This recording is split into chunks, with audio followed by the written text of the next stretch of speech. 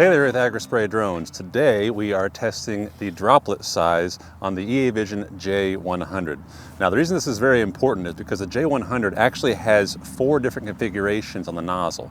Most spray drones, whenever you're talking about a centrifugal atomizer, you just got 1 disc.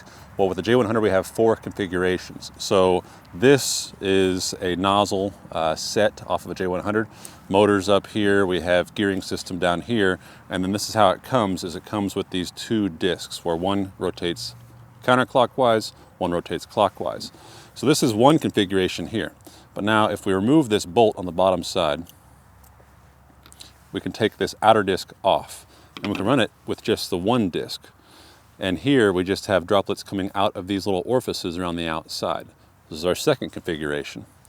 So we take this off, and it clamps on with our collar there. If we take that off, you can see on the inside the water or your liquids coming out of this ring right here through our pipe there, out of that ring right there. And we can put on this disc. And this is a different style disc. You can see the differences here. We've got orifices around the outside on this one. And this one is very similar to like what a DJI or XAG disc might be, where water comes in on the inside of the ring, and then we have these fins on the outside. So we can put this disc on like that and run it just like this, very similar to what we might be experiencing with DJI or XAG. Then we can also run this disc with our outer disc. So there you see we have 4 different configurations on just the discs. On top of that, we also have 2 nozzle and 4 nozzle configuration. So that's a lot of different configurations on the J100 that's going to affect your droplet size. And currently in the system, it says 10 to 300 microns, but we know that we can get larger droplets by running this disc alone and this disc alone. We're using the drop scope to test our cards. So we'll spray cards, insert them into the drop scope, and the drop scope's going to give us the smallest droplet size, largest droplet size, the average, and then give us actually a pie chart on to show us what the biggest range droplet size is. Very accurate way to test your droplet size. Not testing swath today, just droplet size. Okay, we're gonna get back to it, and I'll come back to you with results.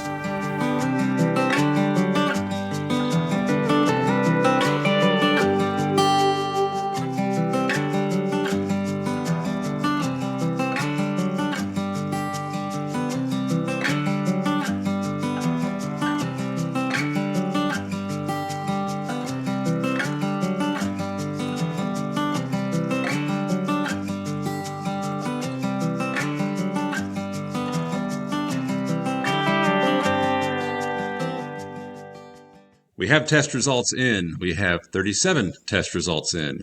Not as many as we're going to do, but as many as we've done thus far.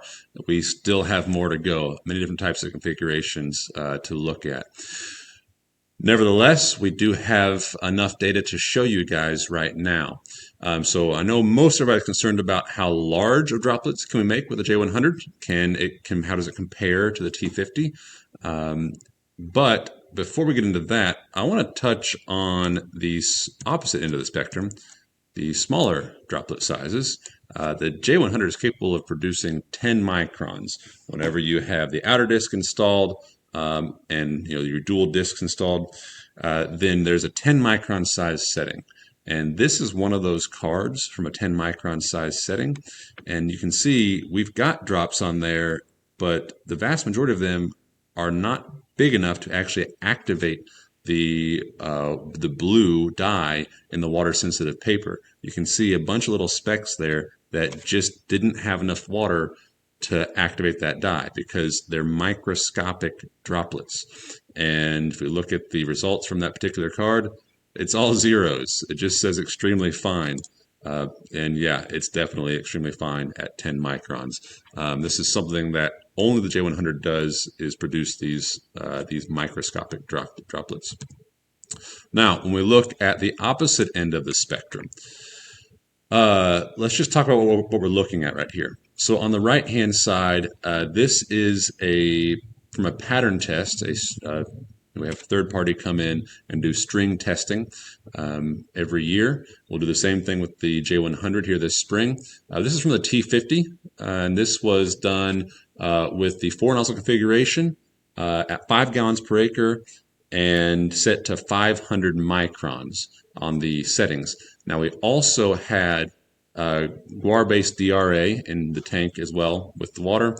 We used air shocker in the tank. Air shocker is a tremendous DRA for clumping your droplets together and making larger droplets.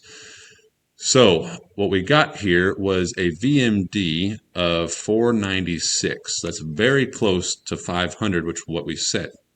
However, because we had DRA in the tank, I do believe that we would have actually gotten a lower VMD had we just ran water in the tank. But nevertheless, 496 what we got with this test here.